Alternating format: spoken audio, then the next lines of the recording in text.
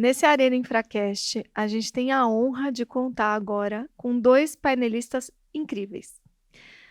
Vocês já conhecem a doutora Maria Estela Conselvan, que já foi entrevistada no Infracast, num episódio maravilhoso, em que ela teve a oportunidade de contar para a gente, aliás, a gente teve a oportunidade de escutar o que é o estado de Mato Grosso, porque é um Brasil que dá gosto de ver, ainda mais na mão dessas pessoas.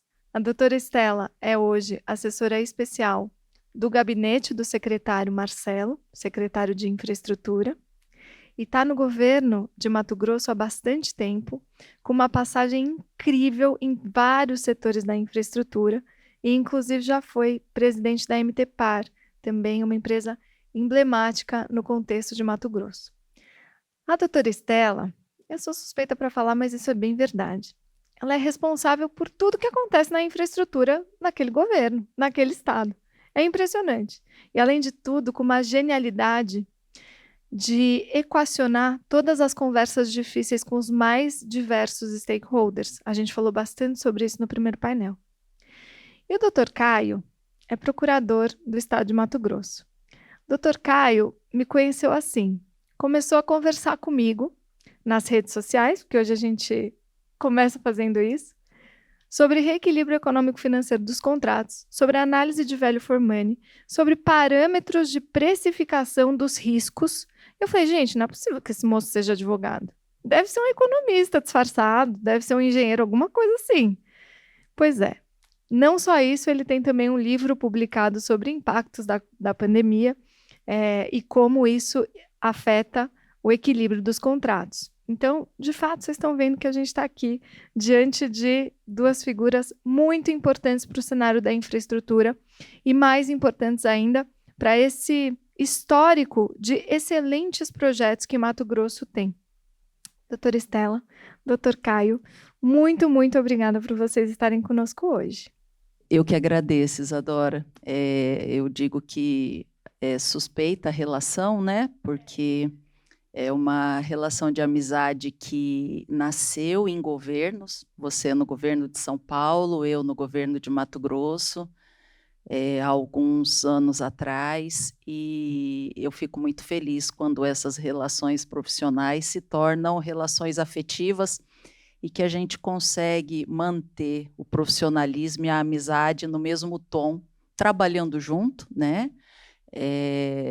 Hoje temos uma parceria governo-consultoria para o nosso novo programa de concessão de rodovias, mas é isso. Eu digo que estou em todas porque sou curiosa, palpiteira, Inteligentíssima. apaixonada pela administração pública. Não era uma opção há 12 anos atrás. Se alguém me dissesse que eu seria servidora, eu diria, você está louco? E cá estou, sou servidora do Estado, nós temos uma carreira de gestão, executivos públicos, e tenho passado por algumas áreas e tido a felicidade de ter apoio estratégico. E eu acho que a gente tem que falar um pouquinho sobre isso em algum momento, né? O que significam os governos quererem implementar políticas públicas e parcerias de fato, isso faz toda a diferença. Mas, enfim, acho que vamos ter um momento gostoso novamente. Com certeza. Isadora, obrigado pelo convite. E a minha admiração é gigantesca por você. Eu comecei a falar com você justamente porque eu já admirava, já acompanhava o Infracast. E eu sou, como a gente fala lá, eu sou de João Pessoa, Paraíba, a gente fala que a pessoa é enxerida, eu sou enxerido mesmo. Eu gosto de saber de outros assuntos que não tem nada a ver só com direito, e vou atrás, e por isso que eu fui atrás de você, que você já tinha esse conhecimento gigantesco. E é engraçado que a gente começou conversando sobre isso, conversou sobre artigos, sobre várias coisas. Hoje em dia a gente fica trocando figurinha no Instagram, um reagindo à foto do filho do outro. É basicamente isso. Que eu tenho uma bebezinha também, a Agnes, ela tem o Felipe, a gente fica, quando ela posta alguma coisa, eu posto lá o coraçãozinho, eita, que legal. A minha tá fazendo a mesma coisa, ele tá fazendo a mesma coisa. E fica essa conversa hoje em dia. Mudou um pouquinho, né? Mas muito obrigado por esse convite, por estar aqui, que para mim em termos de carreira e de tudo, assim, de realização pessoal, é um marco gigantesco para mim estar aqui. Obrigado. Que amor. Gente, o Infracast é isso mesmo. É na sala de casa. A gente gosta de trazer os amigos e a gente, de fato, faz amizade na infraestrutura. Isso que a Estela contou é verdade. A gente se conhece desde 2011, 2012, talvez antes até, né, Estelinha? E, enfim, naquele contexto a gente realmente interagiu profissionalmente para depois sustentar uma amizade incrível. E eu e o Caio somos best friends do Instagram, total. Na mesma, né, na mesma frequência. Filhos, bebês. Então a gente vai desde, meu filho rolou, até Até essa matriz de risco está bastante interessante. É assim que eles se comunicam, né, Caio? Exatamente. Mas, gente, para vocês verem como é que essa turma aqui é multidisciplinar e dá conta de tudo, na primeira entrevista que eu fiz com a Estela, ela me trouxe um mapinha, um mapão. Ela falou: olha, eu não faço Olha o nada. Pedro do mapa aqui hoje. É isso. Eu não faço nada sem meu mapa. Então, para eu mostrar o que é Mato Grosso, eu preciso te mostrar esse mapa. Então, vale a pena assistir o primeiro episódio com a doutora Estela, porque lá tem tudo, né, Estelinha? Contando, enfim, o contexto de Mato Grosso e por que é um contexto tão especial. Não só pela geografia, não só pelas condições, não só pelo PIB, né, enfim, que Mato Grosso é especial, mas também pelas pessoas que hoje, assim como Estela e Caio, fazem uma revolução na infraestrutura. O André está aqui, não vai me deixar mentir, a gente vai falar um pouco sobre os seguros e essa, enfim, incrível saída, né? Enfim, ferramenta que vocês têm trazido para os projetos de infraestrutura nos seguros. Mas antes disso, queria que vocês contassem um pouco de todo esse histórico. Então, a gente tem PPPs caipiras, PPPs sociais, e hoje a gente tem um programa em ebulição, né, aí para a estruturação de várias rodovias em formato de concessão mesmo. Me contem um pouquinho esse histórico até a gente chegar até aqui. Pois o ano passado eu estive na Estônia, né? O meu modo enxerida, eu fui representando o governo numa missão. A Estônia é o país mais digitalizado do mundo, né? E, assim, foi uma experiência muito interessante, porque faz 31 anos que a Estônia deixou de ser ligada à Rússia, para usar uma palavra leve, e em todos os lugares que eu visitei, em Tallinn, eles diziam que eles não tinham tempo de viver o presente, eles tiveram que pular do passado para o futuro.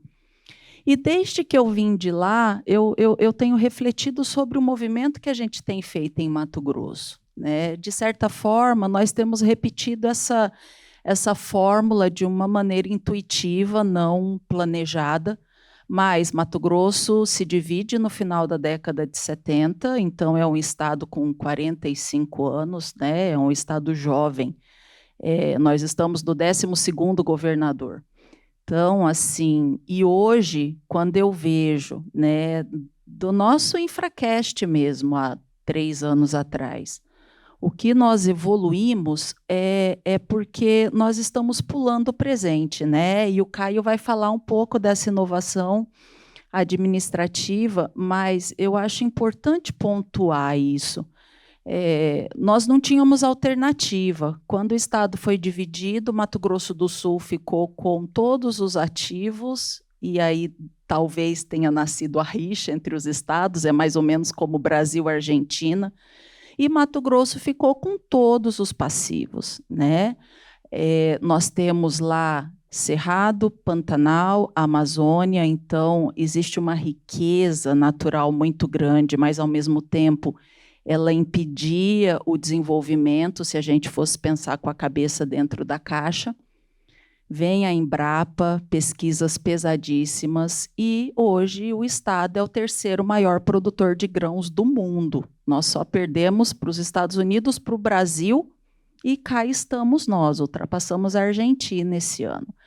Então, assim, não tinha como a administração pública não seguir esse movimento. Então, eu estou há 10 anos como servidora efetiva, mas estou há 13 anos no governo. Eu noto como que nós evoluímos administrativamente. Tivemos que, dialogando com os setores, dialogando com as instituições, não tem como, né?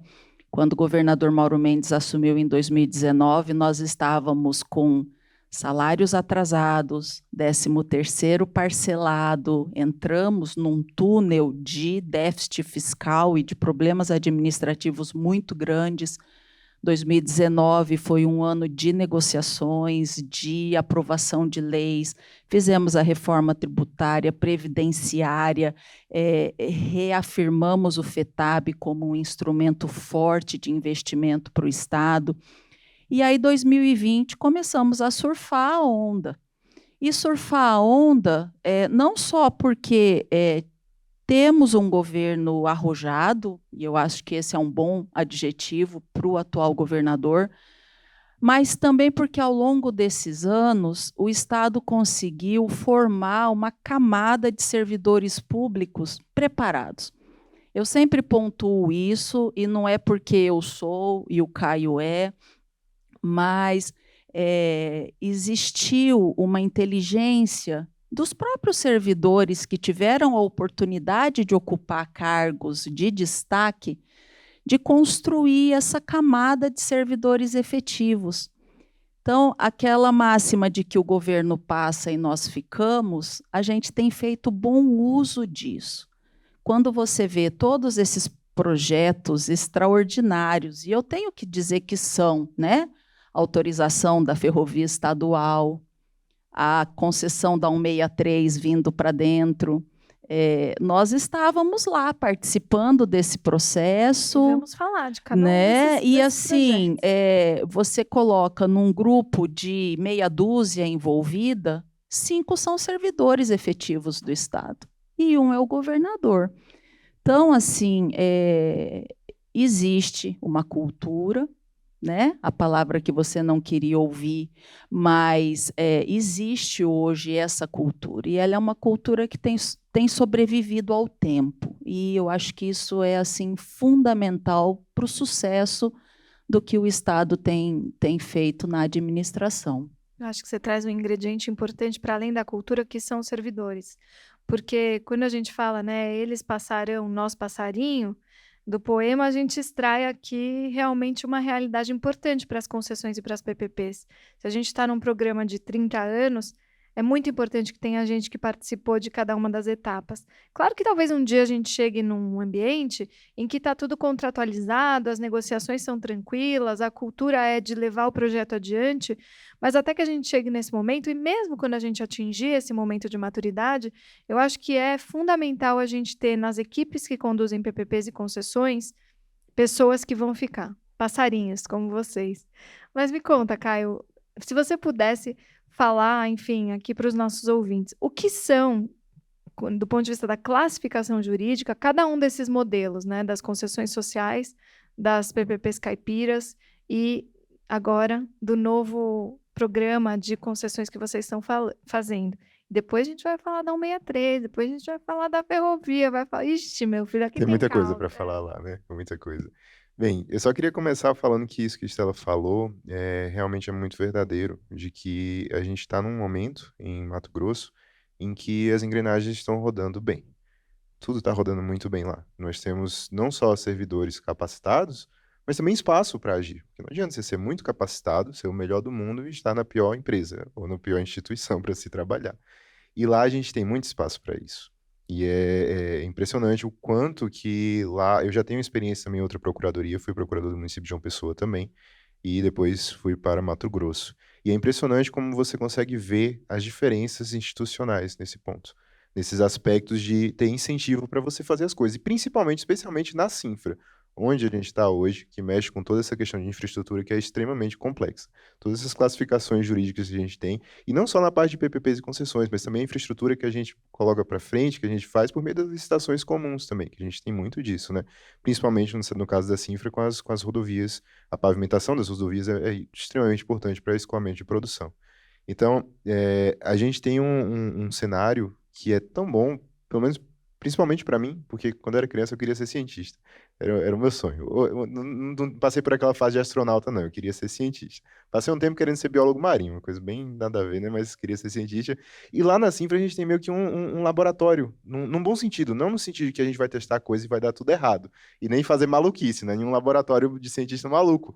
É um laboratório muito seguro e muito bom, que tem um espaço para essas inovações. Então você vê, aquele artigo que a gente discutiu uma vez, que eu fiz sobre matriz de alocação de riscos, é um ponto que a gente conseguiu implementar lá na Sinfra. Aquelas soluções que eu falei, e aí só para contextualizar para quem está vendo, eu fiz um estudo específico sobre matriz de alocação de risco, porque eu vi que a gente tem uma experiência com PPPs e concessões muito boas, mas na nova lei de licitações há essa previsão de que qualquer contrato pode ter matriz de alocação de riscos. E aí, para os administrativistas tradicionais, aquele pessoal que fala, como o pessoal brinca com isso, né? Tem um sotaque mais francês, não tão britânico ou americano, é meio estranho. O que é isso, matriz de risco? O pessoal até hoje me pergunta essas coisas. O que é matriz de risco? Quando é que precisa ter matriz de risco? É todo contrato que precisa? Vale a pena ter em todo contrato? E aí lá na Sinfra, por meio desses estudos, a gente acabou desenvolvendo alguns conceitos e conseguiu até criar uma instrução normativa específica, trazendo procedimentos de normas ISO, da ABNT, procedimentos que o BID também adota. Eu fiz uma certificação do BID sobre isso, para trazer procedimentos e também outros conceitos de matriz de riscos dinâmica e matriz de riscos integrável. Então, são coisas que, assim, em outros lugares eu não teria espaço para fazer, mas foi uma coisa que a gente desenvolveu em conjunto. A Estela apoiou isso desde o começo e a gestão está apoiando isso. É um ponto importantíssimo e o secretário também apoiou esse ponto. Então, viram, olha, isso aqui faz sentido fazer, é um ponto técnico importante, uma coisa que quase ninguém quer discutir, né? Matriz de risco é uma coisa muito específica, quase ninguém quer saber desse assunto. Mas eles viram que era importante e que valeria a pena colocar isso para frente. Então, saiu uma instrução normativa que, até onde eu sei, é única no Brasil, foi uma das primeiras mesmo que realmente aprofundou nesse ponto. Então a gente tem esse espaço para fazer essa ciência, a verdadeira ciência, que é descobrir novas fronteiras, avançar para essas fronteiras, e isso vale para tudo, para todas as PPPs e concessões que a gente vem fazendo. E aí eu queria destacar também que esse é no meu trabalho especificamente, o que é que eu procuro fazer? Que um ponto que assim, é uma palavrinha que é muito importante para qualquer pessoa de fora que vai investir: segurança jurídica, né? Não, na verdade, duas palavras, né? Segurança jurídica. E é isso que a gente vem tentando fazer nos contratos. E um grande ponto que tem de discussão com relação a isso, especialmente pela tradição que a gente tem no direito administrativo, é compreender que essas PPPs, essas concessões, têm contratos que merecem um olhar diferenciado. Não é aquele olhar normal que a gente vai ter do contrato administrativo. Então, eu venho tentando desenvolver, até no lado acadêmico, que eu também tenho essa veia acadêmica, um pensamento que diferencia um pouco esses contratos do normal. Então, a gente não pode interpretar esses contratos de forma muito comum. Se você for ver, aí um exemplo só para não aprofundar demais também, mas o STJ tem muitos entendimentos que ele fala sobre um termo bem interessantezinho, que é a prerrogativa da decisão unilateral executória. O STJ diz, e disse isso claramente, com todas as palavras, que nos contratos administrativos da administração tem essa prerrogativa de interpretar os contratos e impor determinada decisão ao contratado. No contrato administrativo tradicional, pode ser que isso faça sentido. Mas numa concessão e numa PPP, que tem uma lógica totalmente específica, você tem um Project Finance no começo, quantas relações jurídicas são formadas por meio desse Project Finance? Que vão ser afetadas por aquela decisão específica que vai ser tomada de forma unilateral. Então, é um ponto muito complexo, que precisa realmente ser debatido, precisa ser ajustado. E lá em Mato Grosso a gente tem procurado fazer isso, dar essa segurança jurídica, do ponto de vista também jurídico e técnico. A parte técnica também tem feito isso, né, organizado a gestão dessas PPPs, dessas concessões, para que a gente possa atrair as pessoas para que elas possam realmente saber o que está acontecendo, né? Saber que essa inovação não é insegura, é uma inovação segura que a gente vem fazendo e é boa. Um procurador inovador. Mas não é? Uma maravilha. Gente, um procurador inovador, procurador aberto, que sabe o que é PPP e concessão, que é um sonho, né, doutora Estela? A história das parcerias começou no governo Blairo Maggi. Produtores assumiram que eles tinham que ser parte desse investimento em pavimentação de rodovias e entraram pesado na construção das rodovias, inclusive financeiramente, não só contratando e fazendo a gestão da obra em si. E aí, quando isso acabou, eles disseram, ok, como que nós vamos manter essas rodovias? E aí criou-se esse mecanismo, na época que a gente tinha era convênio, foi o instrumento jurídico utilizado, e foram feitos convênios com associações de produtores para cobrar o pedágio e manter as rodovias. Com o advento da lei de concessão, nós ainda mantivemos essa estrutura por um tempo, mas chegou um momento em que não dava mais, né? Era muito precário. Foram feitas modelagens, podemos dizer assim, foram licitados, cumpriram-se todos os ritos, e as mesmas associações se tornaram SPS e assumiram esses contratos. Então, hoje nós temos 5 contratos que são advindos dessa fase das PPPs caipiras, e temos outros 5 contratos que já entraram no modelo tradicional, digamos assim. Mas eu estava ouvindo o episódio anterior e nessa lógica de que Mato Grosso tem encurtado muito a curva de aprendizado, nós modelamos PPP da educação em 2016 na MTPAR, foi um fiasco, né? Eu era presidente da empresa na época e bateram no meu carro. Eu ia para as reuniões na SEDUC, eu tinha que tirar meu crachá para ninguém identificar que era eu, picharam os muros, até hoje tem num viaduto que tem lá na avenida do Centro Político, está lá fora, privatização da educação, eu passo lá e vejo aquilo pichado, lembro, eu passei por aqui. Não conseguimos implementar, infelizmente, um viés político muito forte, ideológico muito forte, e então não conseguimos. Temos lá, está à disposição, inclusive, de quem quiser conhecer essa história, a MTPAR tem esses registros.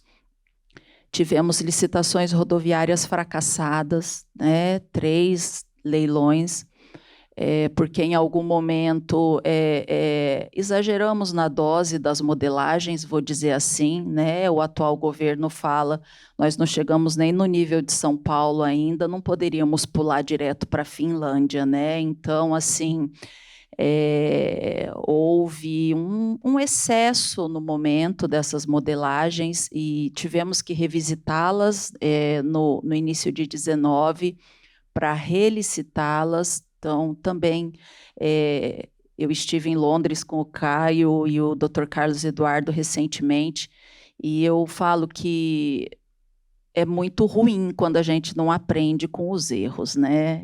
Assim, essa nossa passagem por Londres agora em setembro deixou muito claro isso, que nós temos que estudar e aprender com os erros, e Mato Grosso já tem bastante erro, porque, como o Caio bem disse, nós não temos medo de tentar. Eu acho que esse é um ponto muito positivo. Não nos aventuramos a ponto de causar nenhum tipo de prejuízo ao erário ou de nos comprometer, mas temos esse ambiente para colocar em teste alguns modelos e voltar atrás e repensar. No caso da educação, tivemos um ganho muito grande, reduzimos em 20% a nossa rede pública, fechamos escola, reestruturamos a distribuição dos alunos nas unidades escolares, estamos reformando as principais escolas para seguir nesse movimento de reestruturação. Então, assim, você tenta, não dá certo, volta, mas não podemos culpar a ferramenta. Eu defendo com unhas e dentes as parcerias público-privadas, lato sensu. Não vejo que seja possível nós avançarmos enquanto sociedade, enquanto administração pública, sem essa figura e sem essa participação. Lá em Mato Grosso, a gente tem uma outra especificidade que, às vezes, esse privado é uma associação. O Miroski, para nós, serve muito bem, inclusive nos investimentos em infraestrutura, né? A nossa lei de parcerias sociais para investimento em projetos de infraestrutura e transporte em obras advém do Miroski. Então, assim, é um Estado que acredita e defende as parcerias. E cá estamos, né, com esse desafio de colocar em pé 4.000 quilômetros de novos contratos de concessão de rodovia. Isso é legal, esse histórico, né? É bem digno de uma pessoa que gosta da política pública, que é gestor mesmo, né? Gestor no melhor acepção da palavra, desses erros e acertos e da experiência que a gente ganha ao tentar fazer uma PPP. E olha como é rico o próprio processo, né? Eu acho que vocês, servidores, conseguem entender o processo muito melhor do que quem está lá num cargo específico, né? Olha, por mais que tenha sido um fiasco, para usar uma palavra sua, né, Flor, e tão traumático e só quem está na ponta sabe, e realmente eu reforço, a Estela é uma mulher com M maiúsculo, uma guerreira incrível. Mas mesmo com todas essas mazelas e tudo que foi sofrido, você ainda reconhece os bons. Olha, isso fez com que a gente fizesse um balanço do que havia, um diagnóstico de onde a gente precisava melhorar, e isso, de alguma forma, serviu, né? Agora, você está falando, então, desses 4.000 quilômetros. Estou interessada de saber, né? O Gabi, eu pedi para ele Me se juntar. atrasei, mas cheguei. O Gabriel, gente, vocês não... Quem tá com ele no dia a dia e comigo é assim, eu sou tipo a mãe dele. Caio, eu tenho um segundo filho, um primeiro, na verdade. Tem que é nem o Gabriel. idade pra isso. É um criado, mas o Filipinho às vezes parece mais criado que o Gabriel. Eu falo, cadê o Gabriel? Gente, cadê? Gabriel, foco, Gabriel. E é brincadeira, óbvio, porque esse menino é uma, né, criatura sensacional. Secretário, inclusive, do estado do Rio Grande do Sul, então tem aí uma trajetória incrível, mas é óbvio que ele tinha que entrevistar aqui junto comigo, né? Só que estava nos seus afazeres, né, Gai? Eu tô aqui. Gabriel. Tava aqui só... Tudo bem, gente? Boa tarde. Bom dia ainda, né? Primeiro, um prazer poder falar com vocês, inclusive para a gente poder aprender também, né? Porque essa curva que a Isa comentou sobre os projetos que eventualmente dão errado e que tem uma jornada de aprendizagem, ela serve tanto na estruturação quanto depois na gestão desses contratos também, né? E acho que é um outro tema que já a gente pode explorar. E aí, pegando o gancho dela, especificamente em relação a esses 4.000 quilômetros de rodovia, o que vocês acham que esse aprendizado, inclusive das PPPs caipiras, né, das concessões caipiras, está trazendo para esse novo momento? Então, eu tive a primeira conversa com o governador Mauro Mendes em março de 2019, né, sobre o que seria esse governo em relação às parcerias e às concessões. Ele defende, tanto que, vou falar de novo, né, trouxemos para dentro da estrutura do Estado um contrato federal de concessão, que é algo assim, era inimaginável. Então, assim, e aí eu tive a mesma conversa com ele há 2 dias atrás, antes de vir a São Paulo, porque aproveitei a vinda para algumas agendas de trabalho. Ele reforça as mesmas premissas, sabe, Gabriel? Nós não queremos as parcerias para investimento em obras, nós queremos, de fato, parcerias para operação e serviço, nós queremos parcerias de ganha-ganha, parcerias boas para os 2 lados. Nós queremos parceiros que conheçam a realidade do estado de Mato Grosso, né? Para falar só do ano passado para cá, nossa produção agrícola cresceu 12% na safra de 2022 para 2023. Se você compara com 2019, qual que é? Quase 30%. Eu gosto de ver outras realidades, porque assim, eu trabalhei durante os últimos 4 anos no governo do estado de Minas Gerais. E agora estou no governo do estado do Rio Grande do Sul. Então eu brinco que eu vou atrás dos estados quebrados. O próximo é o Rio de Janeiro. E aí... Você tem que dar uma passada em Mato Grosso para ter um refresh. Então. Isso que é interessante, né? Que você estava falando da Finlândia, vocês são a Finlândia pra gente, assim. Porque trabalhar com recurso deve ser uma realidade completamente diferente. Sabe qual é o orçamento da Sinfra para esse ano? Não quero saber. Não, mas eu vou te contar. É mais de 4 bi, não é, Estelinha? Mais de 4 bi. 5,1 bi esse ano. Mas, assim, é tão desafiador quanto, tá? Porque aí a gente volta para dentro de casa, né? Meu pai sempre disse que com dinheiro a gente não pode se preocupar. Se você tem pouco, você se preocupa, e se você tem muito, você também se preocupa. Porque a gente pode se perder no meio do caminho e tomar decisões equivocadas. E aí volto na questão do servidor, e eu acho que tem sido um grande desafio para nós pensar que esse cenário fiscal, esse cenário econômico, ele é cíclico, ele não vai perdurar, E aí, quando eu trago para dentro da minha carteira um contrato de 30 anos, eu não posso achar que eu estarei surfando essa onda ao longo desses 30 anos. Eu tenho que ter ferramentas, eu tenho que ter gatilhos dentro desse contrato que me permitam, no momento da seca e da aridez, salvá-lo e preservá-lo, né? Então, 4.000 quilômetros, eu tenho de tudo nesses 4.000 quilômetros, tá? E aí aqui, talvez eles não apareçam, mas eu quero dizer que estão aqui comigo. O Pedro, ele é engenheiro de transportes, trabalha comigo na minha assessoria, é quem capitaneia a Central Infra. Hoje o Estado tem uma plataforma de dados georreferenciados que eu digo que é única no país e, quiçá, não sei se alguém hoje tem o domínio dos dados de infraestrutura e socioeconômicos que Mato Grosso tem.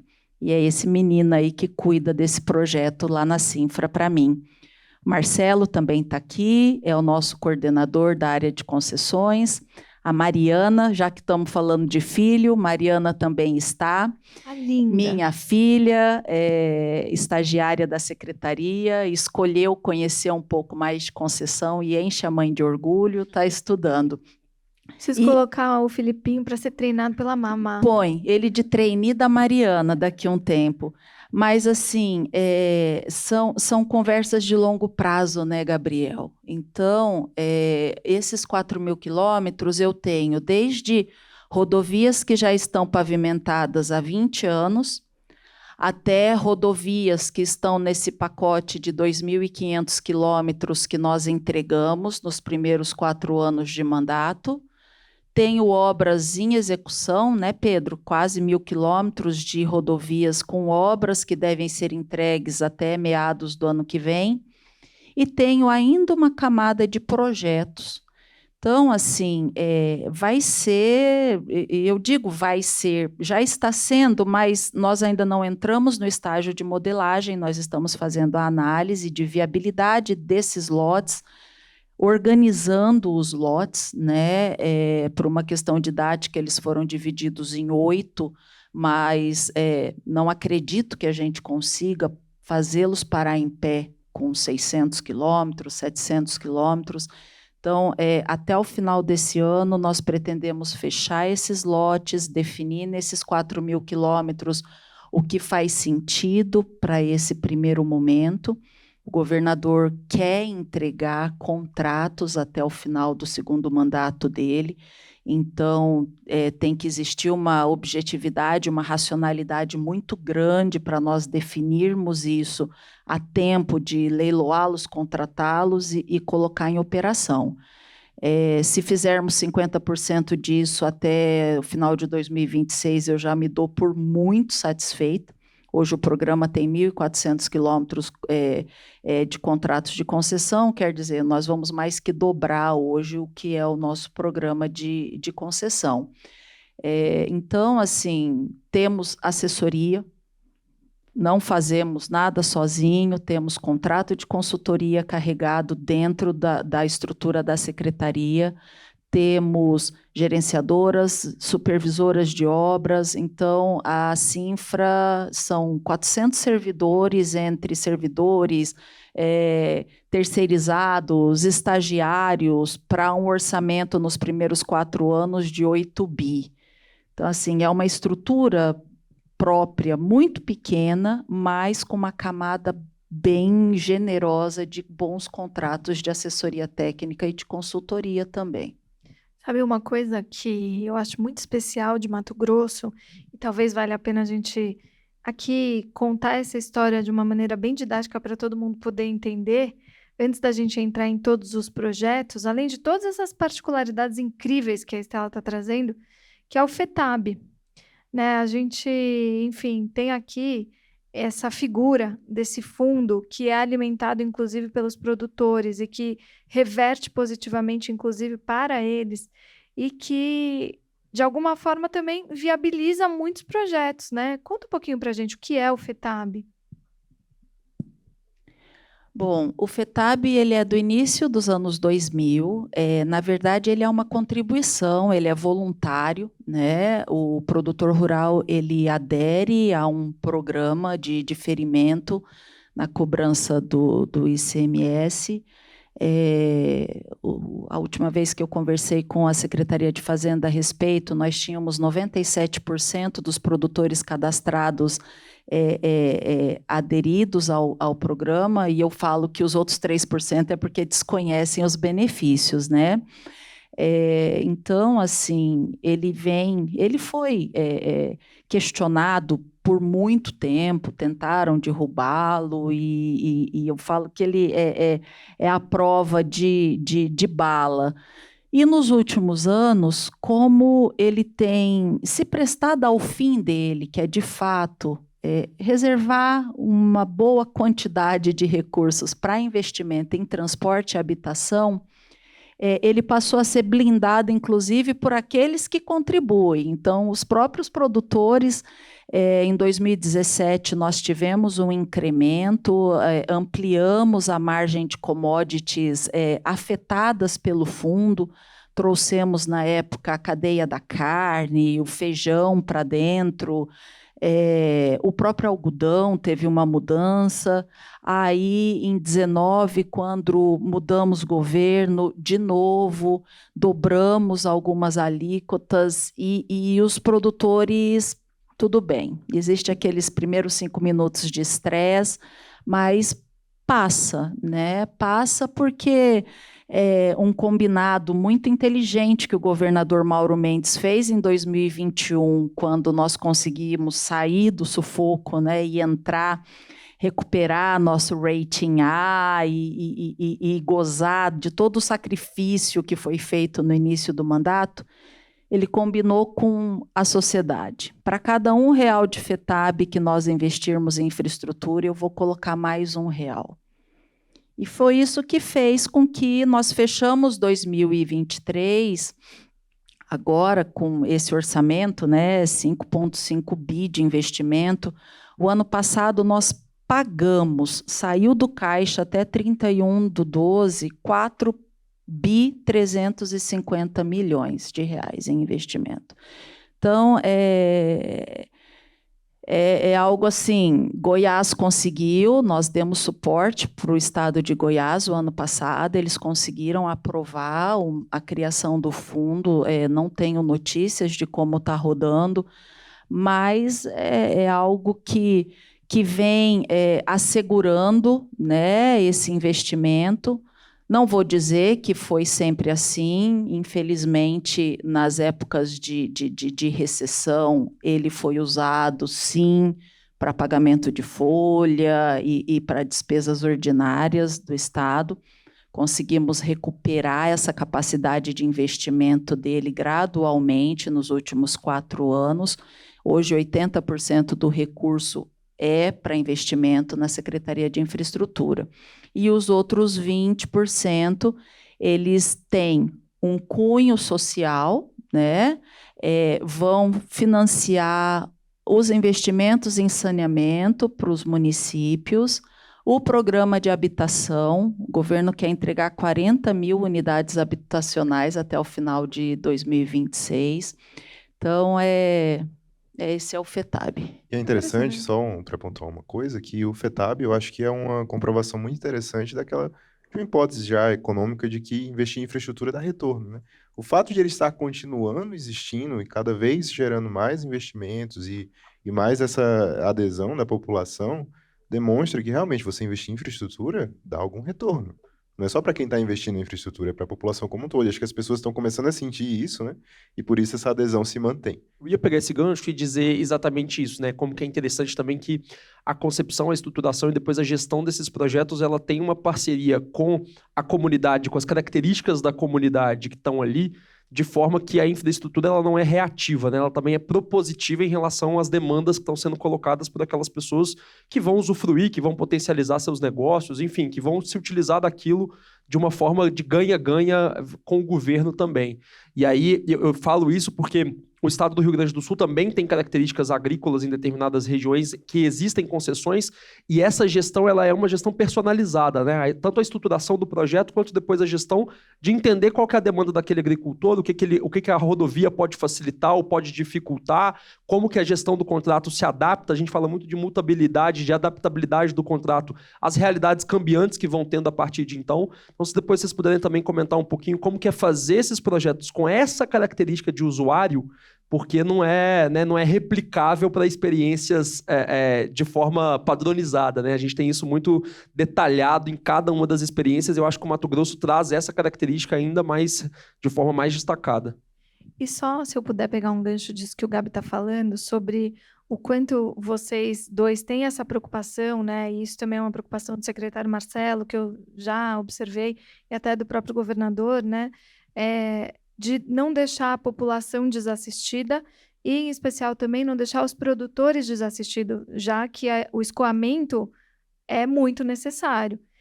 E, nesse contexto, um desafio enorme que vocês enfrentaram foi com relação à BR-163. E vocês trouxeram uma super solução criativa que todos os estados estão querendo replicar. Eu recebo, Estelinha, Caio, recebo ligação de diversos secretários, né, pessoas de outros estados, falam, me explica o que aconteceu na BR-163. Não, peraí, que eu vou te apresentar a mãe do negócio aqui. Então, Estelinha, o que aconteceu na BR-163 justamente para não deixar paralisar e não deixar desassistidos os produtores, né, e toda essa comunidade de pessoas, como o Gabi bem colocou? Eu falo que o caso da 163 é a tempestade perfeita, né? Primeiro, um governo que ouve, né? Então, assim, principalmente o vice-governador, que é produtor, né? O Otaviano Pivetta é um grande produtor, e então ele acaba sendo o porta-voz dessa relação mais direta com os produtores. A rodovia BR-163 é chamada de rodovia da morte, muito acidente, muito problema na rodovia.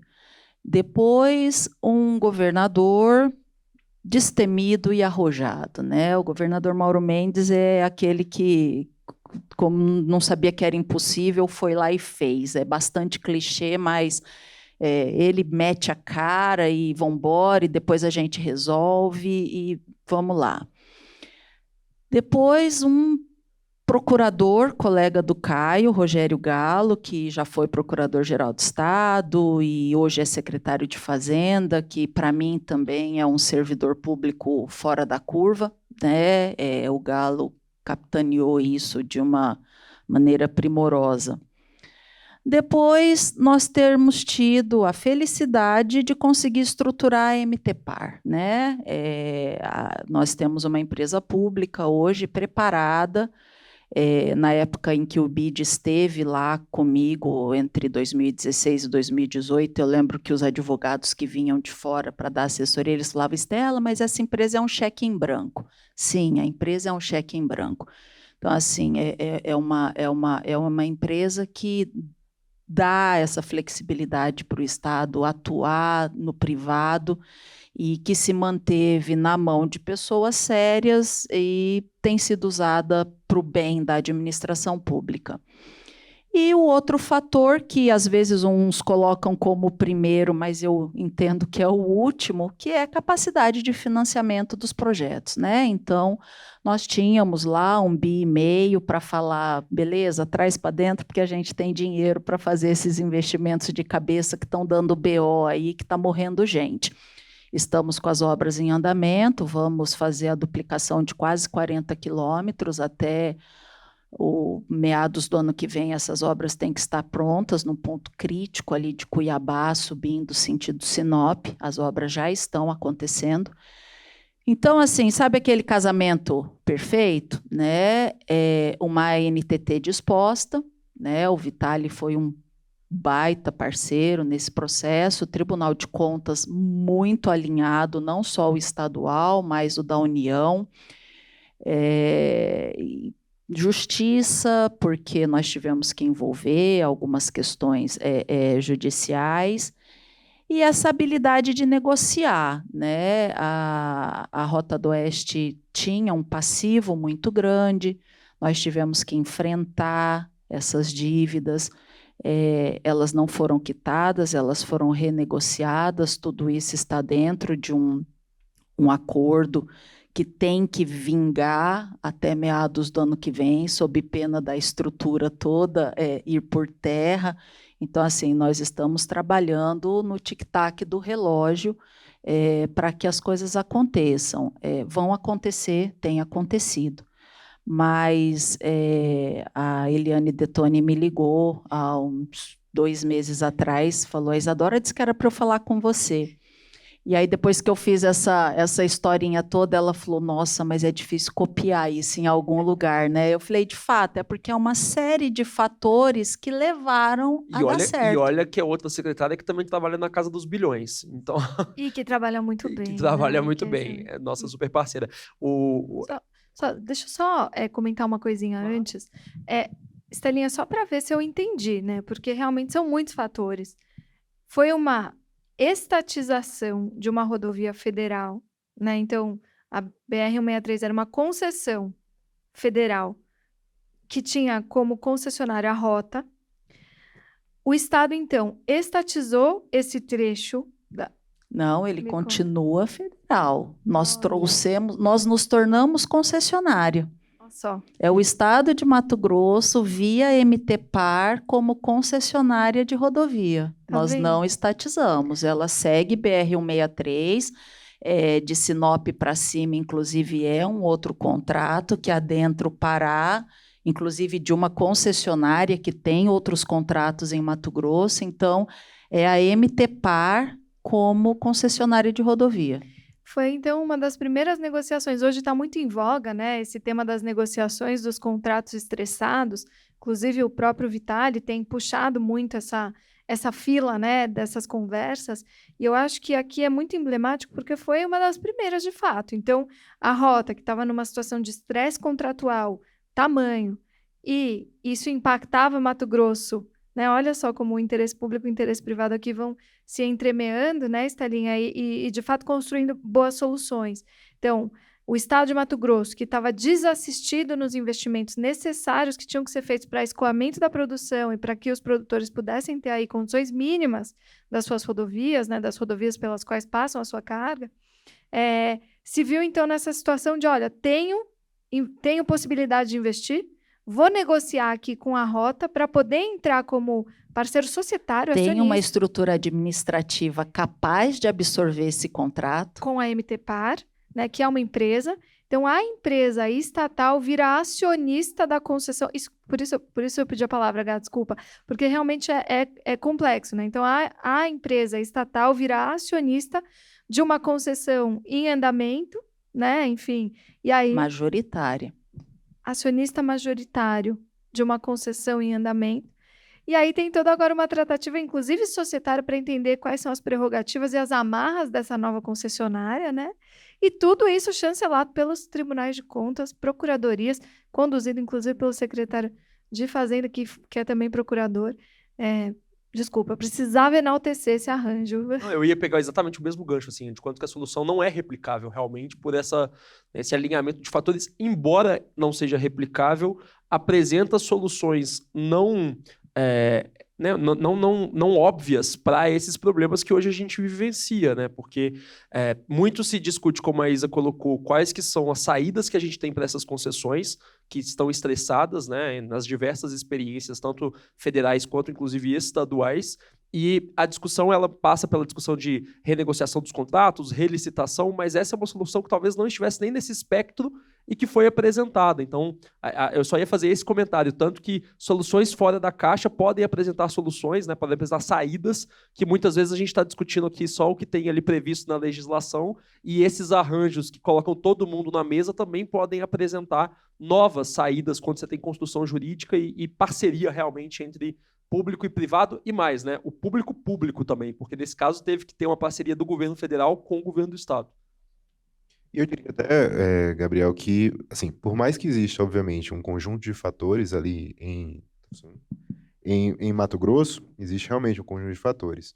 Mas eu também diria que, em parte, isso seria replicável do ponto de vista jurídico. A estruturação jurídica que foi utilizada, por ser válida, também é replicável. Agora, realmente, o difícil é ter esse conjunto de fatores todos, mas é bom também que tenha havido essa solução, que eu acho que foi genial, realmente. Eu considero o meu colega Rogério Galo um gênio mesmo. E essa solução foi genial e coloca uma solução a mais na mesa. Uma possibilidade para ser estudada. Em outras situações, ela pode vir a ser utilizada, mas, claro, com esse conjunto de fatores, né? É ocorrer ou não. Muito bom.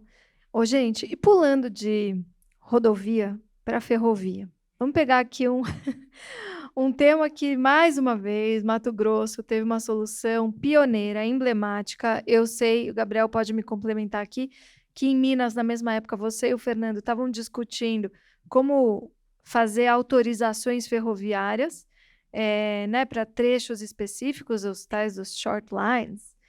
E a Estela já estava ali negociando e fazendo, enfim, e conseguiu também mais uma tempestade perfeita para, de fato, ser a primeira no Brasil. E eu sei que vocês intercambiaram também experiências, então por isso que eu estou te chamando aqui para a roda, Gabi.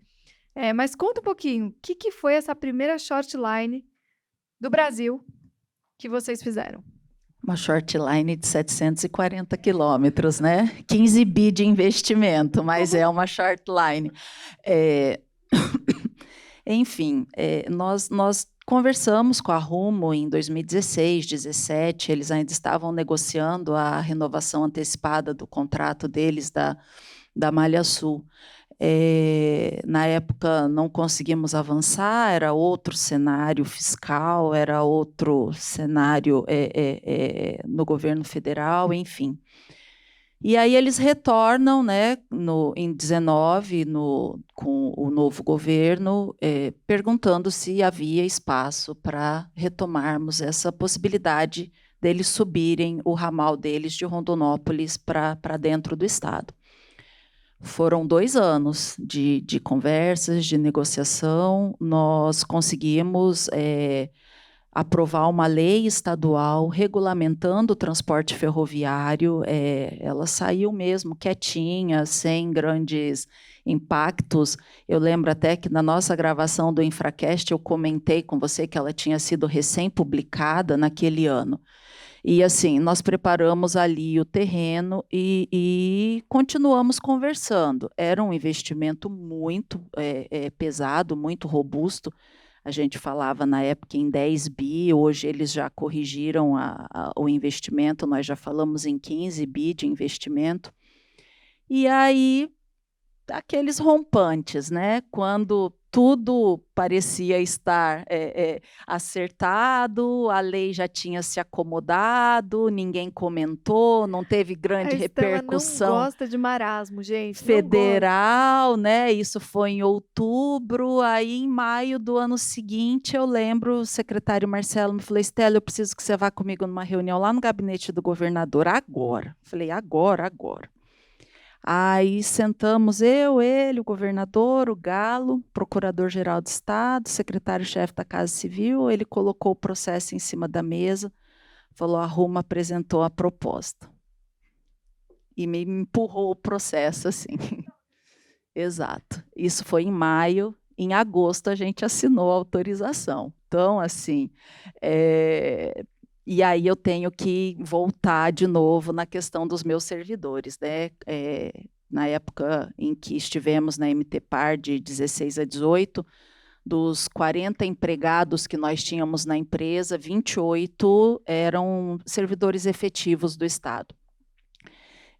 Com a mudança de governo, com a mudança de orientação da própria MTPAR, esses servidores foram, né, realocados, alguns permaneceram na empresa, mas eu tive a felicidade de levar alguns comigo para a Secretaria de Infraestrutura. A Franciele foi comigo, a Andréia foi comigo.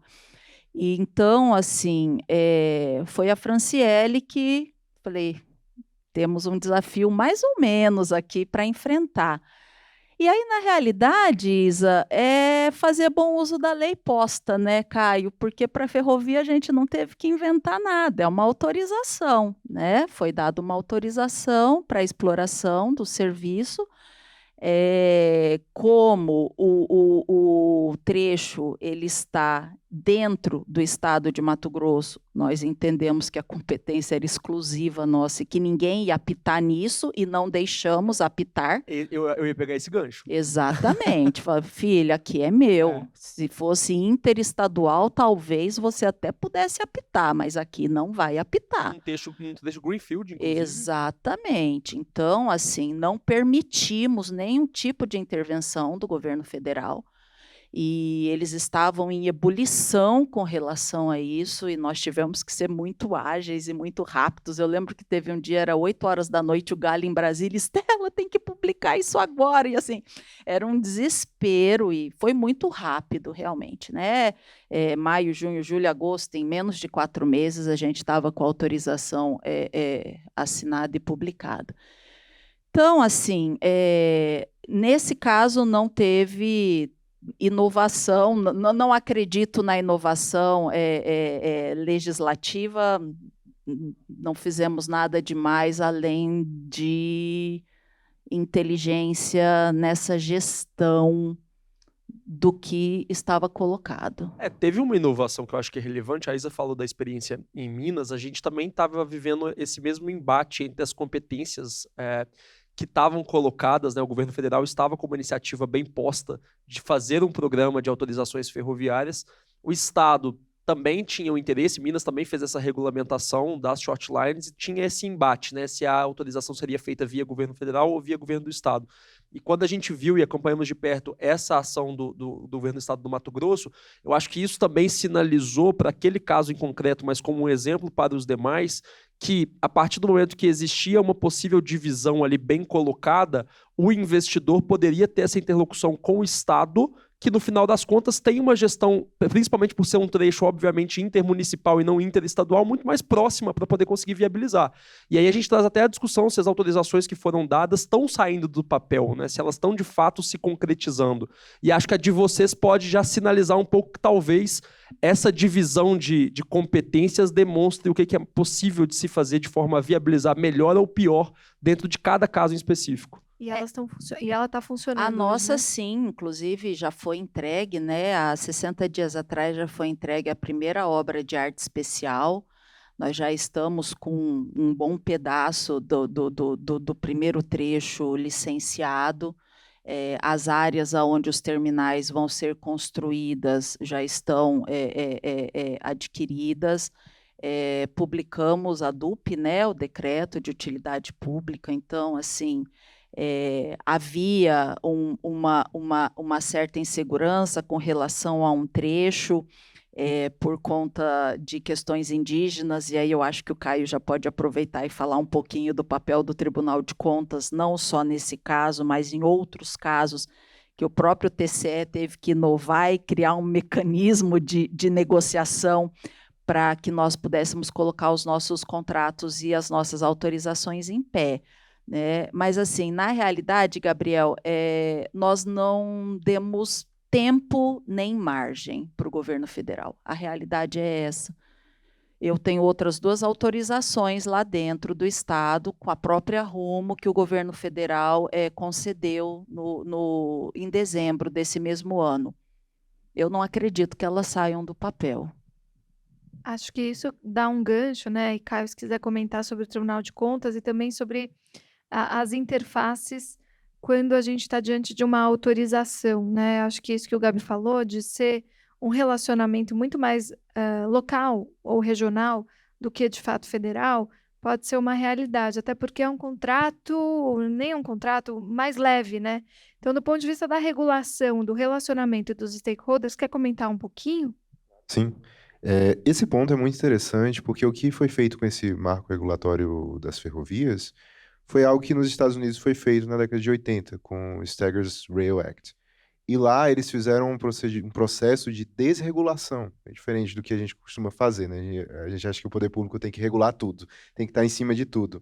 E lá, eu já fui atrás de pesquisar isso, as associações de ferrovias de lá mostram que depois dessa desregulação, que não só facilitou os contratos, mas também permitiu que a fixação das tarifas fosse feita de forma mais específica e mais livre, melhorou a forma de prestação de serviço, melhorou o lucro das empresas também. Foi subindo, assim, de uma forma estável, e hoje está funcionando bem. É um formato que funciona e que a gente trouxe para cá. E é interessantíssimo isso, porque a gente é acostumado a esse controle, tá em cima de tudo, a gente quer ver tudo, quer gerir tudo. Acho que o Estado tem que gerir tudo, mas nem sempre, às vezes o Estado tem que fomentar.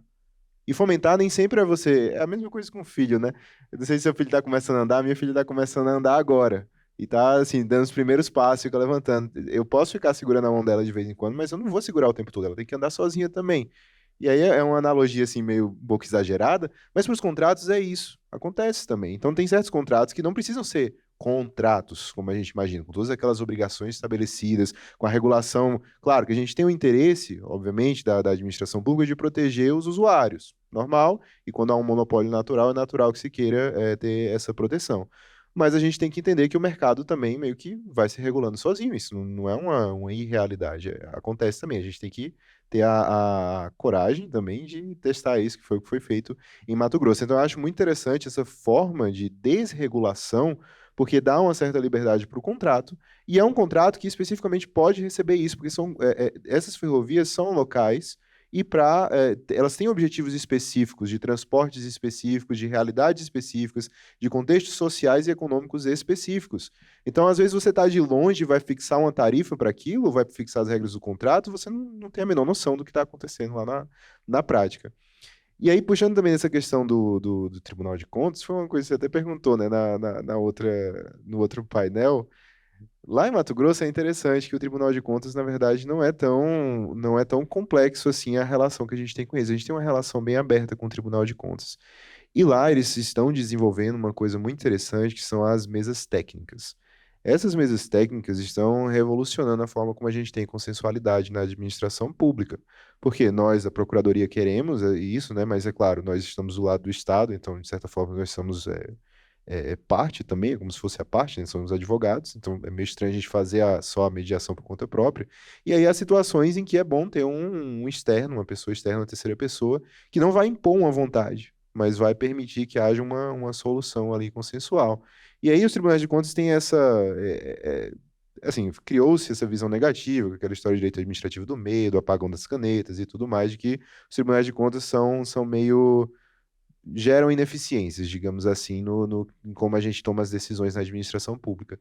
Mas lá nessas situações, como aconteceu na ferrovia, aconteceu também na BR-174, as mesas técnicas permitiram que nós fôssemos lá e conversássemos. São mesas, realmente, assim, várias mesas, não é uma mesa só. A gente vai sentando várias vezes para conversar e tal. E são técnicas também. O pessoal técnico se senta, procuradoria, pessoal técnico do tribunal, pessoal técnico da Cinfra, todo mundo conversa para encontrar uma solução. E olha só, a gente encontrou soluções realmente interessantes lá. A da BR-174, perdão, do Hospital Júlio Miller foi muito interessante também, que a gente conseguiu resolver situações muito complicadas de uma contratação integrada, de um RDC. Na BR-174 a gente também teve isso, quando a gente teve a estadualização, aí foi realmente estadualização de uma Teve isso BR. também. Nós Eles estadualizamos tendiam uma BR. Pois é, meu filho, tem de um tudo aí em Mato Grosso. Dia a dia lá tá agitado. Cortou. Tá bem agitado. A gente é primeiro lugar em muita coisa, a gente sai na frente, é pioneiro mesmo em várias coisas. Então lá a gente estadualizou uma BR, passou pra gente.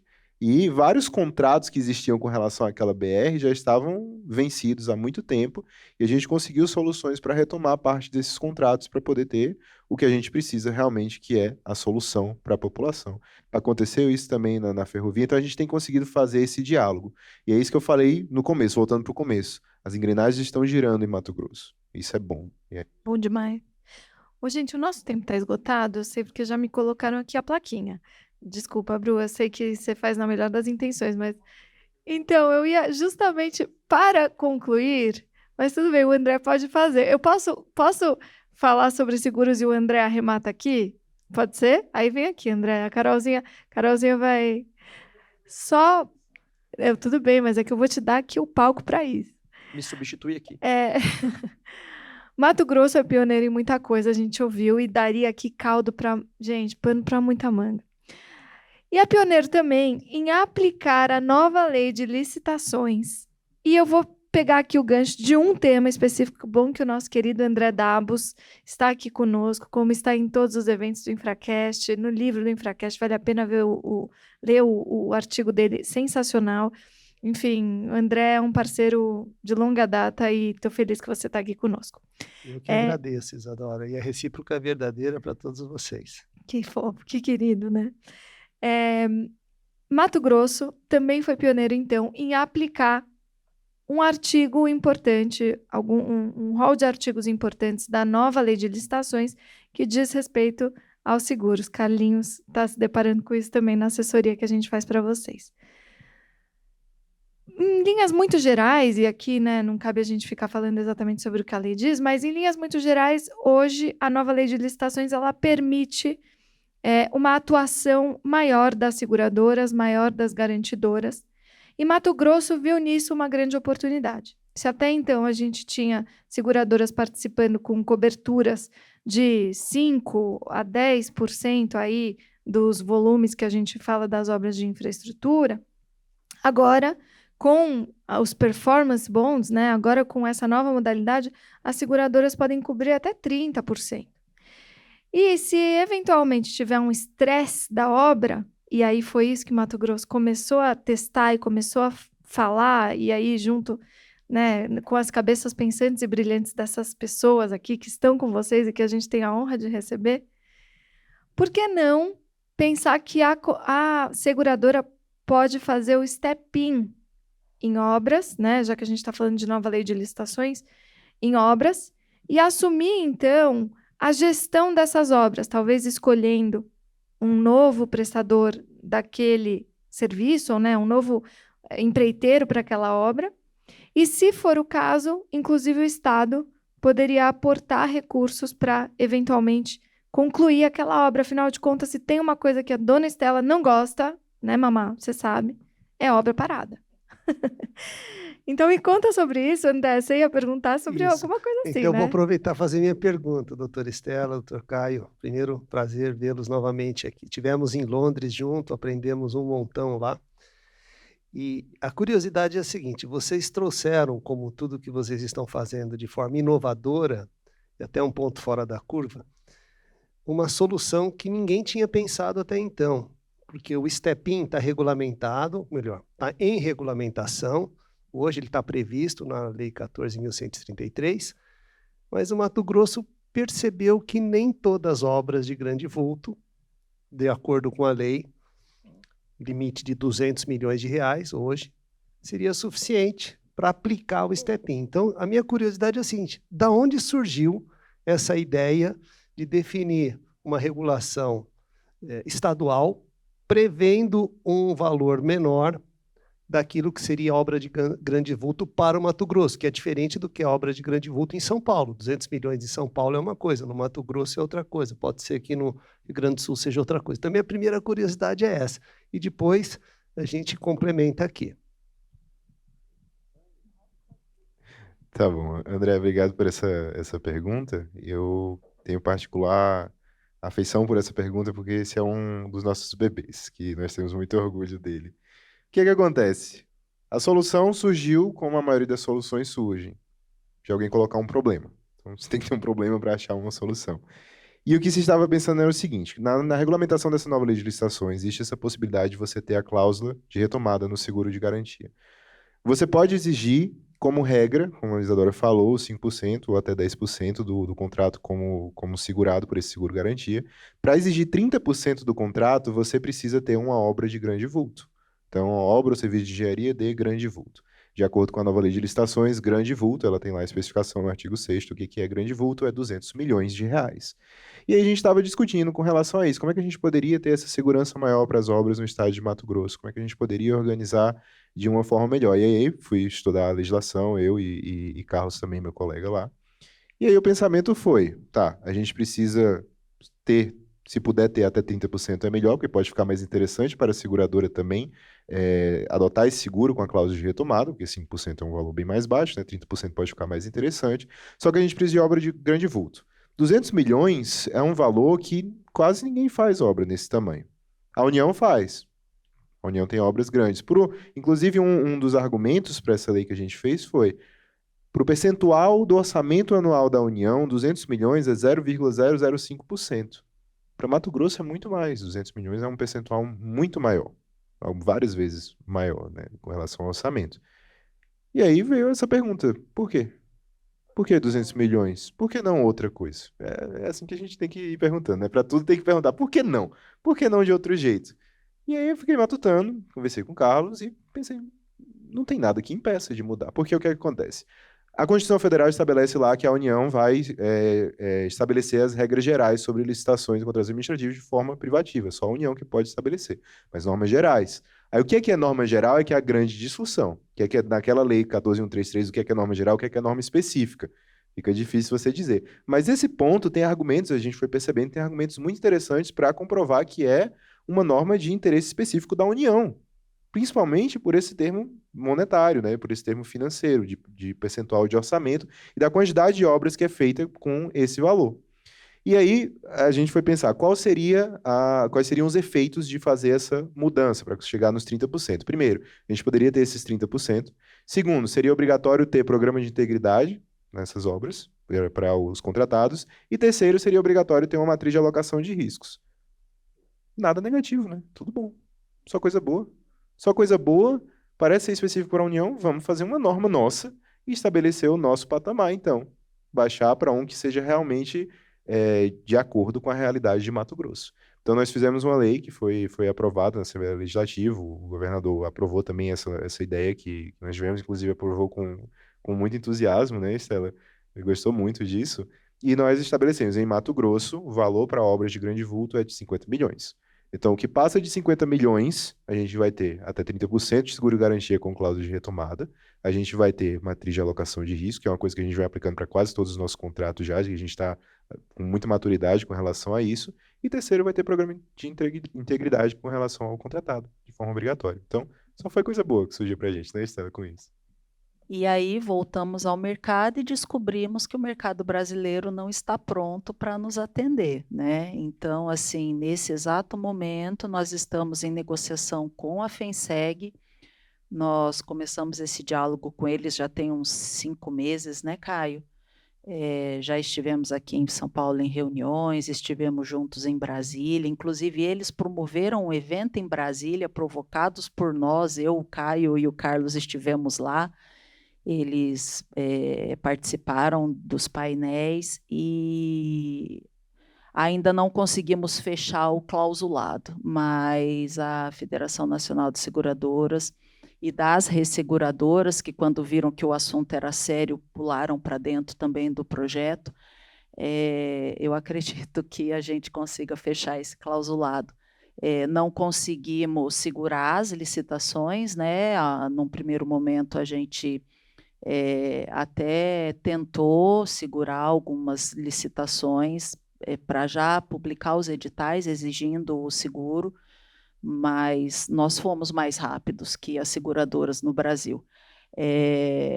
E agora, sei, eu acho que até o final do ano, conversei ontem, inclusive o Caio tem uma reunião com eles amanhã, aqui em São Paulo, eu estou esperançosa, mas nós fomos mais rápidos que o mercado. Fica um recado para o mercado securitário e também de garantidores.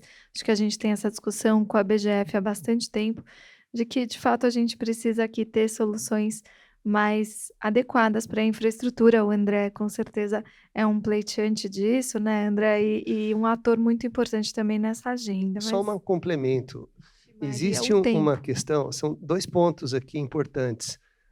Uma é a revisão do clausulado das seguradoras, que vão permitir o step-in, que é a retomada do contrato.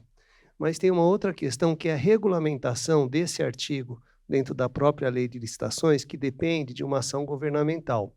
E está em curso, paralelamente, um grupo de trabalho com o Ministério da Fazenda, com a SUSEP, tratando especificamente desse tema, envolvendo o STEPIN. Então, são diversas reuniões que estão sendo realizadas. Eu tenho participado também como membro do Instituto de Inovação de Seguros e Resseguros da FGV, dessas discussões. Eu acredito que vão andar em paralelo, que sem a regulamentação desse tema do STEPIN, o segurador não se sentirá tão seguro de assumir esses riscos da retomada se não ficar caracterizado, ficar muito claro que aquelas obrigações do passado que não estão relacionadas ao contrato objeto da inadimplência, eles não vão sofrer com isso, porque você tem uma série de responsabilidades tributárias, trabalhistas, previdenciárias, que essa empresa que deixou de cumprir obrigação poderia até, numa questão judicial, contaminar o processo. Então, tem esses duas avenidas sendo trabalhadas, e muito bem por vocês na visão do clausulado, mas também precisa ser feita a regulamentação da forma como o Estado brasileiro tem pensado, não só desse artigo, mas quase são 70 ou 60 e poucos artigos a serem regulamentados na lei federal. Torcemos para que isso se resolva e que a gente possa cada vez mais importar boas práticas internacionais e nacionais de gente muito séria que está tentando inovar e tomara consiga. Gente, muito obrigada. Foi um prazer enorme receber vocês, aprender com vocês. Eu saio sempre babando. É maravilhoso. Eu que agradeço, doutora. Obrigado. Obrigado, pessoal.